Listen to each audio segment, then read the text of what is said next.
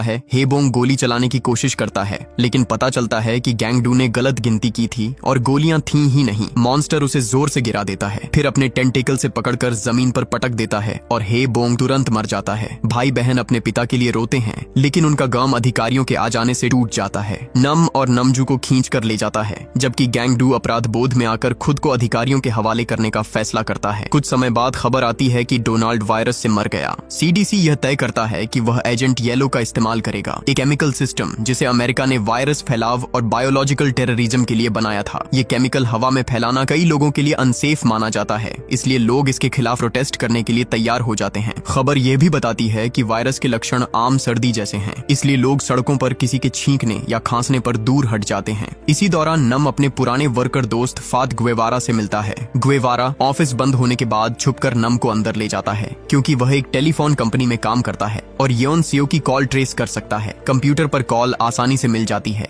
लेकिन GPS access करने के लिए पासवर्ड चाहिए होता है। गुएवारा बार बार शक भरे अंदाज में नमजू के बारे में पूछता रहता है, तो नम बताता है कि वे दोनों सीवरों में अलग हो गए थे और उसे नहीं पता कि नमजू कहाँ है। डेस्क पर लिखा पासवर्ड काम नहीं करता, तो गुएवारा कहता है कि वह मैनेजर के ऑफिस में पासवर्ड ढूंढता है। असल में वह सिर्फ नाटक कर रहा होता है। उसके सारे दोस्त वहीं छिपे होते हैं ताकि नाम को इनाम के लिए पकड़ सकें। इसी बीच नाम को एक और पासवर्ड नोट मिलता है और इस बार सिस्टम अनलॉक हो जाता है। उसे आखिरकार योन सीओ का लोकेशन मिल जाता है। जैसे ही वह मैप पर मार्क कर रहा होता है, उसे पता चलता है कि ऑफिस से सब लोग उसे पकड़ने के लिए निकल रहे हैं। नम एक क्लिप को प्लग में लगाकर सॉकेट में घुसा देता है। शॉर्ट सर्किट होता है और पूरा कमरा अंधेरे में डूब जाता है। टीम घबरा जाती है और अंधेरे में उसे ढूंढती रहती है, लेकिन जब लाइट वापस आती है, नम पहले ही भाग चुका होता है। बाहर पुलिस की आवाज सुनकर उसे ब्रिज से कूदना पड़ता है। गिरने की वजह से उसका शरीर दर्द से भर जाता है और वह ब्रिज के नीचे नामजू को योन सीओ का लोकेशन टेक्स्ट करने के बाद बेहोश हो जाता है। उधर नामजू अभी तक योन सीओ को ढूंढ रही होती है। वह ब्रिज की बीमों में सो जाती है, पानी में छिपकर रहती है ताकि कोई उसे देख न ले, और फैमिली स्टोर से खाना चुराकर जिंदा रहती है। वह फोन चार्ज करती है और अपने भाई का मैसेज देखती है। नामजू तुरंत वो नहियो ब्रिज की तरफ दौड़ती है और गैंगडू को कॉल करके सब कुछ बताती है। बदकिस्मती से मॉन्स्टर उसे ढूंढ लेता है और तीर चलाने से पहले ही उसे जोर से मार देता है, जिससे वह एक बेहद तंग सीवर में गिर जाती है। नामजू बेहोश हो जाती है और क्रिएचर वहां तक नहीं पहुंच पाता, इसलिए वह चला जाता है। लैब में गैंगडू की उम्मीद फिर जाग उठती है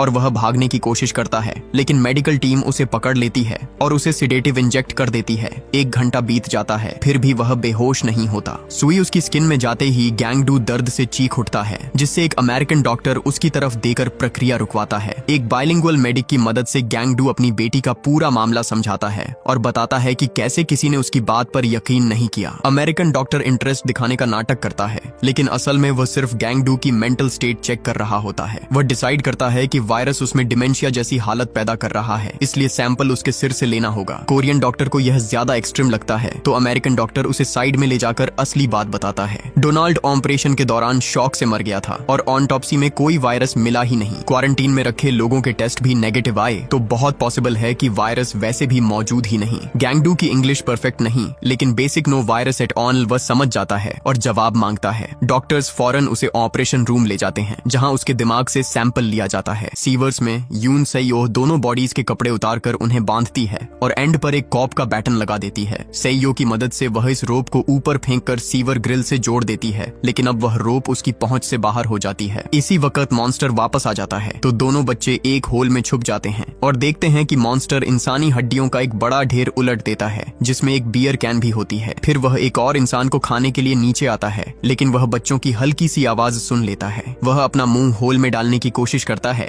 तो बच्चे पीछे हटते जाते हैं जब तक कि वे उसकी रीच से बाहर नहीं निकल जाते। ऑपरेशन के बाद गैंगडू अपने आप को नंब स्टेट में दिखाता है। जब एक डॉक्टर उसका ब्लड सैंपल लेती है, गैंगडू मौका देखकर उसे पकड़ लेता है और नीडल को वेपन बना लेता है। वह धमकी देता है कि वायरस वाला ब्लड उन पर स्प्रे कर देगा, तो डॉक्टर डर कर पीछे हट जाते हैं और उसे बाहर निकलने देते हैं। लैब एक कंटेनर में होती है जो शहर से बाहर है और सोल्जर्स लंच कर रहे होते हैं। डॉक्टर को शील्ड की तरह इस्तेमाल करते हुए गैंगडू टेबल्स को किक करके गिरा देता है और एम्बुलेंस लेकर लेकर भाग जाता है। ब्रिज के नीचे नाम होश में आता है और पता चलता है कि एक ट्रैम्प ने उसकी जान बचाई। वह ट्रैम्प से वॉन हियो ब्रिज का रास्ता पूछता है और पैसों के बदले उसके खाली बियर बॉटल्स ले लेता है। ट्रैम्प एक बॉटल नाम के सर पर तोड़ देता है और बोलता है कि पैसे सब कुछ नहीं खरीद सकते, लेकिन फिर भी गाइड बनने को तैयार हो जाता है। दोनों एक कैब लेते हैं और सफर के दौरान खाली बॉटल्स से मोलोटोव बॉम्ब्स बनाते हैं। सड़कों पर लोग एजेंट येलो के खिलाफ प्रोटेस्ट करने के लिए जमा हो रहे होते हैं, जो वॉन हियो ब्रिज पर ही रिलीज होगा। यूनसियो होल से निकलकर देखती है कि मॉन्स्टर सो रहा है। वह एक कैन फेंककर चेक करती है कि क्रिएचर रिएक्ट तो नहीं करेगा। फिर वह भागकर मॉन्स्टर की बॉडी पर जंप करती है ताकि रोप तक पहुंच सके। वह रोप पकड़ लेती है, लेकिन सुकून ज्यादा देर नहीं टिकता क्योंकि मॉन्स्टर अपनी टेंटेकल से उसे वापस नीचे खींच लेता है। क्रिएचर अभी भी सोता हुआ लगता है। हो सकता है ये नींद में ही कर रहा हो। यूनसियो अपने पैरों से हल्का सा हिलाती है जिससे क्रिएचर जाग जाता है। मॉन्स्टर फौरन दोनों बच्चों पर जंप कर देता है। कुछ मिनट बाद गैंगडू सही सीवर ढूंढ लेता है और वहां पड़ी हड्डियों का ढेर देकर टूट जाता है। सबसे बुरा सोचकर वह यूनसियो की रोप से नीचे उतरता है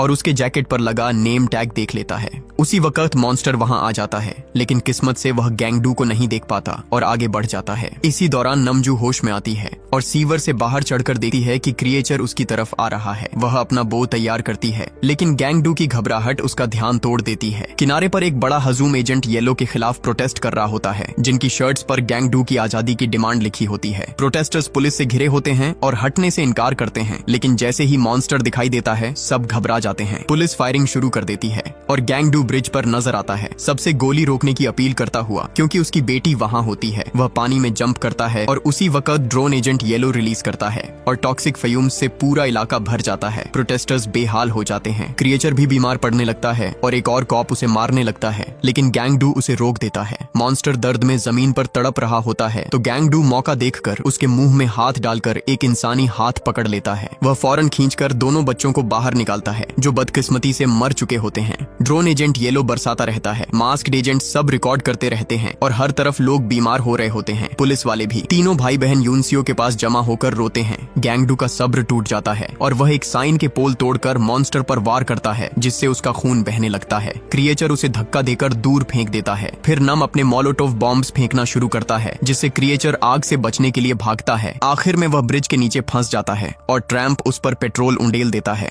नम अपना आखिरी बॉम्ब फेंकना चाहता है, लेकिन वह हाथ से स्लिप होकर उसके पास ही टूट जाता है। नमजू आगे आती है, एक एरो को आग लगाकर सीधा मॉन्स्टर की आंख में छोड़ देती है, जिससे पूरा क्रिएचर जल उठता है। मॉन्स्टर पानी की तरफ भागने से पहले ही गैंगडू पोल को उसके मुंह में घुसा देता है और उसे हमेशा के लिए खत्म कर देता है। बाद में गैंगडू से यो को चेक करता है, यह जानने के लिए कि क्या वह यूनसियो का दोस्त था। पता चलता है कि बच्चा जिंदा है, तो गैंगडू उसे टॉक्सिक एरिया से बाहर ले जाता है। कुछ हफ्तों बाद गैंगडू अपनी जिंदगी को संभाल चुका होता है। अब वह स्नैक स्टॉल चलाता है और सेइयो का ख्याल रखता है। एक रात डिनर के दौरान टीवी पर यूएस अथॉरिटीज तस्लीम करते हैं कि कोई वायरस था ही नहीं, लेकिन गैंगडू और सेइयो टीवी बंद कर देते हैं ताकि आराम से खाना खा सकें। अगर आपको यह वीडियो पसंद आई हो तो प्लीज चैनल को सब्सक्राइब जरूर करें और बेल आइकन को भी प्रेस कर दें ताकि ऐसी और वीडियो आप तक पहुंचती रहे। देखने के लिए धन्यवाद।